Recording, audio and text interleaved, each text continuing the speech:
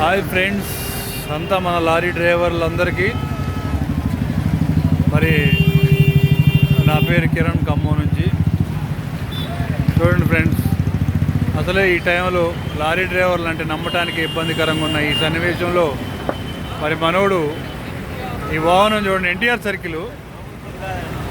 Circle ఆ road Yellandu పోతుంది, Yellandu circle, అది స్ట్రైటు వరంగల్ హైవే.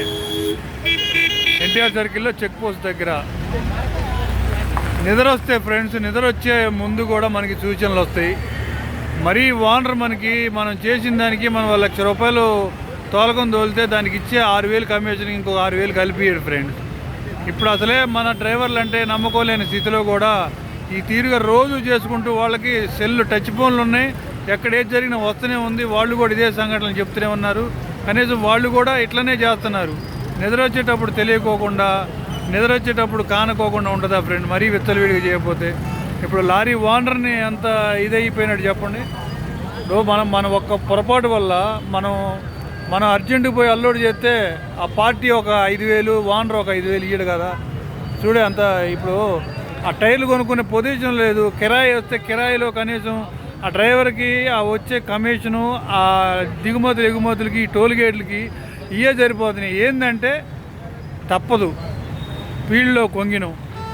ఏదైనా కష్టమైన నష్టమైన తిప్పుకుందామనే ఒక చిన్న ఆశతో తిప్పుతున్నారు. మనం బతుకుతున్నాం డ్రైవర్లుగా. మరి ఇట్లా ఈ సమయంలో ఇట్లా చేసుకొని పోతే ఎవరైనా మనకి డ్రైవర్ అంటే నమ్మకం అనేది ఉంటుందా? ఈరోజు ఇట్లా జరుగుతున్నాయి అనే ఇది రంగా ఉండి క్లీనరు డ్రైవర్ ఉన్నాడంట. మళ్ళీ ఇందులో కనీసం ఆ క్లీనర్కి సోయాడలేదు, ఈ డ్రైవర్కి సోయాడలేదు.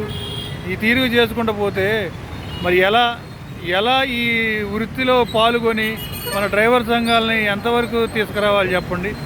ఒక డ్రైవరు ఇన్ని రోజులు చూస్తుండు, టచ్ సెల్ ఉన్న చేతిలో టచ్ సెల్ ఉండి కళ్ళకు చూసే టైంలో కూడా ఈ తీరుగా చేయటం అంటే అది కరెక్ట్ కాదు కదా.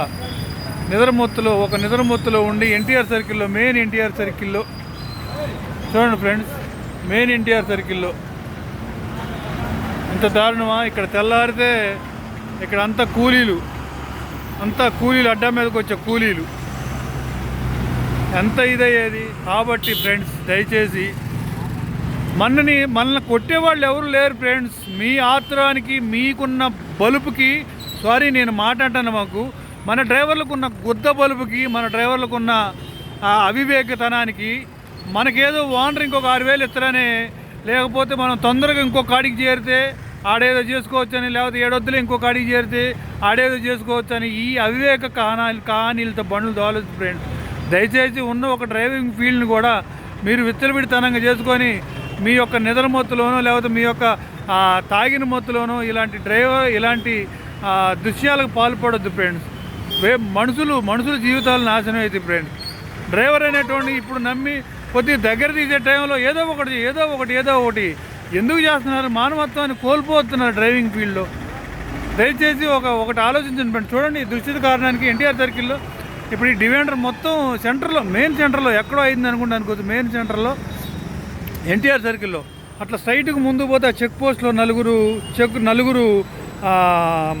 మన ట్రాఫిక్ పోలీసు వాళ్ళు, 4 ఫారెస్ట్ ఆఫీసర్లు ఉంటారు అందులో. ఏంటి ఫ్రెండ్స్ వాళ్ళ పరిస్థితి ఏంది? ఎంత దారుణానికి ఒడిగడతారు? ఏంటి అసలు ఇది? ఒక్కసారి ఆలోచించండి. మీకు ఓనరు 6,000 ఇవ్వట్లేదు, ఎక్స్ట్రా 6,000 ఇవ్వట్లేదు. 1,00,000 రూపాయలు కిరాయి తోలి 6,000 కమిషన్ వస్తే 6,000కి నువ్వు తొందరగా అందించి ఆ పార్టీకి అన్లోడ్ చేసి నాది అన్లోడ్ అయిందని చెప్పి గబుక్కుని ఇంకో లోడ్ చూసిన తర్వాత నేను లోడ్కు అందుకున్నగా ఇంకొక 6,000 కలిపి నేను వచ్చేసినని సంఘటనలు మర్చిపోండి. ఎవడు ఇయ్యడో, దెబ్బతలినా ఎవడు ఇయ్యడు. ఈ రోజుల్లో దెబ్బతలినంటే నా బండి తప్పించి నువ్వు 1 నెల చేసినా 2 నెలలు చేసిన వాడి దగ్గర పెట్టిన జీతం ఆ కడిచేది తెంగి నీ మొహం మట్టాలకు పెట్టుకొని ఇంటికి తిరిగి తెంగాల. పైగా పేర్లు, పైగా మోత. మొన్ననే ఒక బిల్లు పాస్ చేశారు, డైరెక్ట్ జైలుకి 10 సంవత్సరాలు జైలుకే అని. ఎందుకు ఫ్రెండ్స్? ఒక పక్క చూసుకుంటా చేతిలో టచ్ సెల్ ఉన్న టైంలో కూడా మీరు ఈ తీరుగు తయారవుతున్నారంటే దీన్ని మించిన వ్యవహారం ఏది లేదు. దయచేసి ఫ్రెండ్స్, ఇలాంటి వాటికి ఉండమాకండి. నిద్ర వచ్చింది, కన్ను మలిగిందంటే పక్కన పెట్టి పడుకోండి. 7ంటికి పడుకో, 3ంటికిలే, నిన్ను ఎవడు అంటలేదు. మహా వృషులే చెబుతూనే ఉన్నారు. 7ంటికి పడుకొని 3ంటికి లేవంటారు నాయన, మీ అదృష్టకాలం కలిసి వద్దని. మీరు ఎందుకు చేస్తున్నారు అసలు? మధ్యరాత్రి దాకా తోలి నిద్ర వస్తున్నా ఆపుకోకుండా ఏంటి అసలు? ఎవరిని బాగు చేయాలని, ఎవరిని ఇచ్చేయాలని? ఇంకా అదృష్టం బాగుండి 2 డ్రైవర్ క్లీనర్ బతికారు.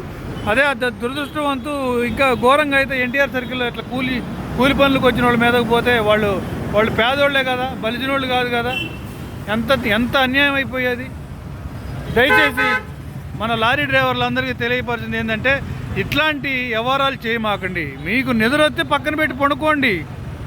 మీరు పడుకుంటే ఆ ఓనర్ 10 సార్లు ఫోన్ చేస్తే నీ ఉద్యోగం వద్దు, నువ్వు వద్దని చెప్పి బండి పక్కన వదిలేదు దెంగేయండి ఇంటికి. ఇది మనం చేసే నిర్లక్ష్యం, మనం చేసే తొందర, మనం చేసే అడ్డగోలు పని ఇది. ఓనర్ ఎవడు కూడా అట్లా చేయడుగా. ఓవర్లోడ్లా బిల్లులు లేని బండ్లు ఏమన్నా ఏంటి? కర్మకాలని వ్యవహారాలు ఏంటిది? దయచేసి ఫ్రెండ్స్, నేను మాట్లాడిన దాంట్లో తప్పేమనుంటే క్షమించండి. ఏ బండ్లు తోలేటోళ్ళైనా ఎవరైనా సరే మీరు దయచేసి మీరు ఒక వివరణకు రండి, ఒక గుర్తింపుకు రండి. దయచేసి నేను మాట్లాడిన దాంట్లో నేను చేసిన వీడియోలో తప్పుకుంటే క్షమించండి దయచేసి.